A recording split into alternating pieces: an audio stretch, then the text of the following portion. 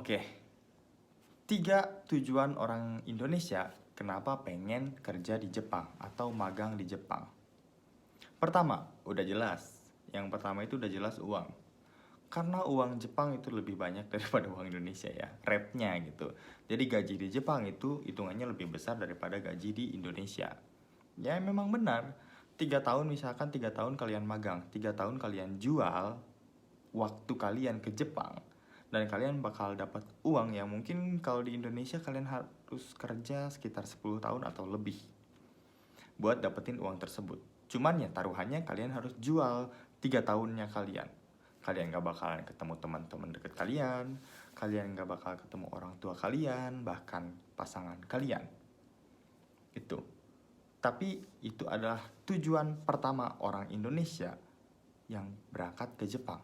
Udah pasti uang. Untuk apa? Untuk membantu perekonomian orang tua, untuk bayar hutang, dan banyak lagi. Untuk investasi misalkan, untuk tabungan, untuk nikah, dan banyak lagi. Oke? Yang kedua, karena suka Jepang. Ini paling umum, karena suka Jepang. Misalkan tadinya dia udah nonton drama Jepang, anime Jepang, atau lihat-lihat sesuatu tentang Jepang yang mungkin menarik buat dirinya, dan akhirnya dia suka sama Jepang. Jadi wibu lah istilahnya. Wibu nggak selalu negatif ya. Jadi wibu jadi tertarik sama Jepang itu. Suka bunga sakura misalkan. Kayak saya sendiri, saya tuh ke Jepang tujuannya pengen lihat bunga sakura. Pas udah lihat biasa aja. Itu biasanya kalau misalkan yang kedua ini, dia ke Jepang pakai tujuannya apapun. Maaf, maksudnya dengan statusnya apapun dia pasti pengen ke Jepang. Kerja misalkan magang. Kalau misalkan magang dia nggak bakalan pilih-pilih nih. Kerjanya apapun gak bakalan pilih-pilih, mau perawat, mau di bangunan, mau di laut, yang penting dia ke Jepang. Ini yang mirip-mirip sama yang butuh uang lah. Yang kedua, dia bukan cuman buat magang. Kalau misalkan dia punya uang lebih, dia ada kemungkinan ngambilnya gako atau sekolah. Karena kalau misalkan kita sekolah ya lebih afdol lah, kehidupan Jepangnya lebih kerasa gitu. Ada sekolahnya, ada baitonya, ada main sama temen-temennya mungkin. Dan yang ketiga, ini yang paling umum, cowok biasanya pengen punya cewek Jepang. Ini nih,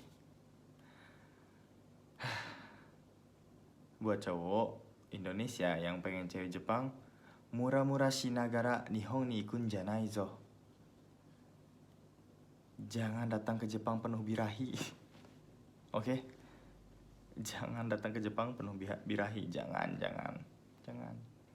Cewek Jepang, cewek Indonesia sama aja. Mungkin kalah putih aja. Cewek Jepang lebih putih gitu, lebih kelihatan lucu gitu. Padahal kalau misalkan dari karakter dan semacamnya sama aja. Cewek Jepang ada yang nyebelin, ada yang baik, ada yang nyenengin, sama. Cewek Indonesia juga kayak gitu, nggak ada bedanya. Cuman bedanya kesulitan untuk memahami cewek Jepang sama Indonesia. Cewek Jepang itu 2 kali lipat lebih susah. Kenapa? Cewek Indonesia aja susah nih buat dipahamin, apalagi cewek Jepang yang bahasanya beda. Udahlah. Kalau misalkan tujuan kalian itu, siap-siap mental. Kalau misalkan tujuan itu karena cewek di Indonesia ribet atau susah dipahami, cewek Jepang lebih susah dipahami. Makanya jangan jadikan alasan. Oke, tapi di sini saya bakalan kasih tahu triknya buat deket sama cewek Jepang. Trik buat deket sama cewek Jepang. Apa tuh triknya? Ya, jangan kelihatan birahi. Kalau misalkan gini, ini saya dengar sendiri dari orang cewek Jepangnya langsung. Kenapa mereka tertarik sama orang-orang Indonesia waktu itu saya sama teman-teman ya. Kenapa mereka tertarik? Ya karena orang Indonesia itu kelihatan beda sama cowok Jepang itu. Kalau cowok Jepang ngedeketin cewek yang ngincer seksnya. Yang ngincer yang berhubungan itulah pokoknya. Tapi kalau misalnya cowok Indonesia itu kelihatan polos, dia bilang. Padahal kita kan lebih bahaya daripada cowok Jepang mungkin ya. Tapi itu, cewek Jepang itu rata-rata yang udah umur-umur dewasa lah, umur-umur dewasa, bukan umur-umur belasan tahun, udah 20 ke atas lah. Mereka itu biasanya ngelihat cowok Indonesia itu kelihatan polos. Jadi mereka gampang suka dan gampang percaya gitu. Sedangkan kalau ke cowok Jepangnya sendiri ya udah kelihatan apa yang cowok Jepang incer gitu. Kedua, cara buat deketin cewek Jepang tuh gini. Kalau misalkan kalian punya rekan kerja satu perusahaan nanti, buat ngundang dia datang ke tempat kita itu jangan berdua. Jangan undang dianya aja. Pertama, kalian ajak dulu dia buat makan bareng. Nih, trik paling oke. Mau makan makanan Indonesia nggak? Nanti malam di rumah ada pesta. Mau dateng nggak? Ada si ini, si ini, si ini. Jadi dia dengan senang hati bakalan datang. Kenapa? Karena penasaran dong makanan Indonesia itu seperti apa. Dan lagi, dia nggak bakalan curiga kalau kita punya maksud lain. Maksudnya pengen PDKT gitu. Dia nggak bakalan curiga tentang itu. Kenapa? Soalnya kita kan bawa teman-teman juga. Aman lah gitu tuh. Jadi sama teman-teman. Abis dari situ barulah kalian bisa ajak lagi dia buat sama masak masakan Indonesia, tapi ya berdua gitu. Jangan sama teman-teman, coba dia mau atau enggak. Kalau misalkan dia mau, selamat, Anda melangkah untuk lebih dekat lagi gitu. Setelah itu dia mau, misalkan dia mau lagi, ajaklah kencan berdua. Kencannya Jepang emang agak beda, udah kencannya Indonesia aja. Ajaklah main kemana berdua, atau kalian minta anter. Pengen beli ini tapi nggak tahu jalannya, bisa anter nggak? Oke, bisa juga itu. Jadi kita yang kelihatan cupu, nggak apa-apa. Orang luar negeri nanya jalan di Jepang ya wajar lah, minta anter di Jepang ya wajar lah gitu tuh. Kalau misalkan dia nolak, ya berarti kamu nggak ada kesempatan itu. Nolak di yang pertama ya, sama teman-teman aja dia nolak, apalagi kalau berdua gitu. Dan yang ketiga, ini bukan syarat sih, ini siapin mental aja sih sebenarnya. Siapin mental aja. Kalau misalkan kalian ternyata bisa deket sama cewek Jepang dan kalian bisa jadian sama cewek Jepang, kalian siapin mental. Karena main yang menurut kita selingkuh di sini, di sana itu biasa aja. Yang menurut kita selingkuh di sini, di Jepang itu biasa aja. Dan apa yang menurut Jepang itu selingkuh, di kita itu udah benar-benar luar biasa loh. Di kita tuh udah benar-benar luar biasa. Kalau orang Jepang udah bilang selingkuh tuh udah, wah gila sih. Udah bukan cuman ngedate bareng, tidur bareng malah. Itu yang dinamain selingkuh. Makanya kalau misalkan punya cewek Jepang ya siap-siap mental aja. Dan satu lagi, mereka tuh mikirnya kalau pacaran di Jepang, selagi kalian di Jepang ya udah pacaran di Jepang.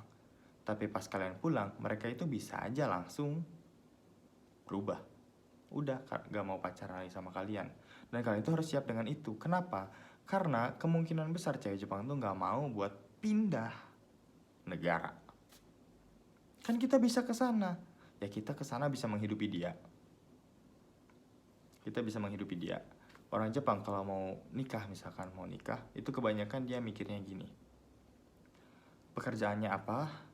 Kira-kira sisa uangnya per bulan berapa, bisa buat main berapa, dan nanti ngumpulin buat anaknya. Mereka tuh gak bakal mau punya anak sebelum mereka punya tabungan yang cukup buat anaknya. Kebanyakan kayak gitu, gak kayak di kita. SMP aja udah pada punya anak misalkan. SMA udah pada punya anak, padahal gak punya tabungan. Bukan tabungan aja, mungkin kerjaan pun belum, karena SMA kan. Tapi udah berani bikin anak. Tapi di Jepang juga bikin tapi kan gak jadi, ya kan? Kalau di Indonesia kan beda, sampai jadi. Nah, tuh.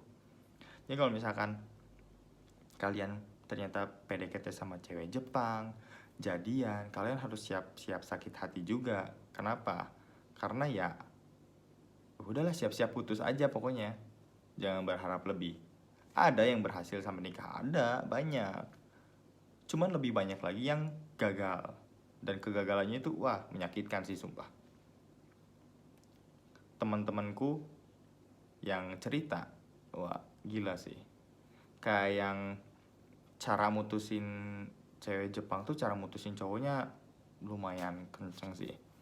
Jadi kayak yang, aku udah nggak butuh kamu gitu, kamu udah nggak asik, udah nggak ada minat sama kamu, udah langsung kayak gitu aja gitu. Nggak ada basa-basi lagi. Sebenarnya bagus sih nggak ada basa-basi lagi, cuman ya buat cowok Indonesia siap-siap mental aja lah. Oke, bye bye.